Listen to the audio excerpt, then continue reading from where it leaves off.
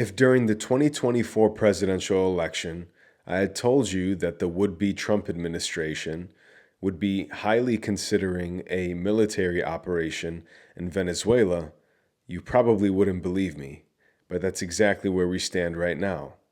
And we're being told that the reason for this is because of their trafficking of drugs to the United States.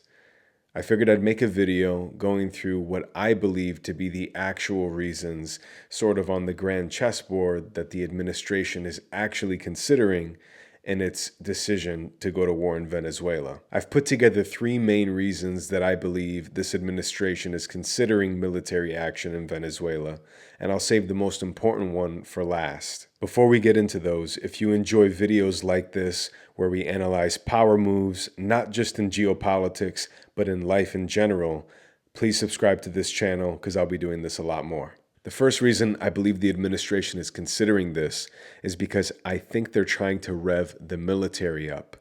And what better way to do that than with a minimal risk conflict in Venezuela? It's a perfect arena to get ready for a greater conflict. And this is not something that the military hasn't done in the past. It is a military strategy in and of itself. Even in sports, you wouldn't go and play in the Super Bowl or play in the NBA Finals after not having played for so long. So I think this is a way for them to test new strategies, new equipment, whip the boys into shape, for a lack of a better term, but get the military ready for what's coming down the road. The second reason is that Venezuela committed one of the cardinal sins against the United States government, and that is settling oil transactions outside and separate from the US dollar.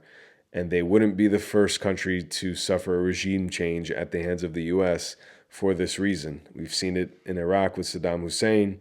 We've seen it in Libya with Muammar Gaddafi. It's something that happens, and there's a pattern.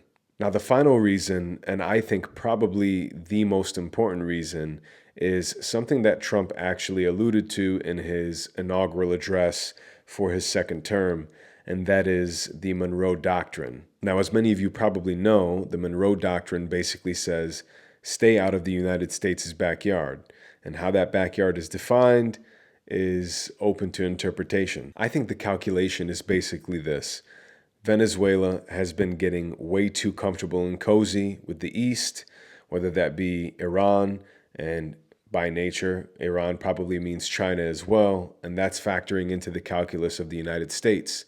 So they're looking at it from a perspective of, we can't have somebody who controls this much oil and has the ability to influence the price of oil, has access to very strategic waterways, and then also become friends with some of our greatest geopolitical enemies. I think that recipe and cocktail is just too much for the government of the US to stomach. Combine that with the world moving towards a more multipolar order, and you have a recipe for disaster. The United States is going to do whatever it can to make sure that the Western Hemisphere is firmly within the grasp and purview of US hegemony. Not only that, but you also have to consider the United States is using Venezuela as an example, as it often does with the countries that it affects regime change in. And the audience, in this case, I believe, is Venezuela's neighbors. And it's basically United States telling the South countries, the South American countries, that if you even dare try to get close to the East or think about settling transactions outside of the US dollar, this is what's going to happen to you.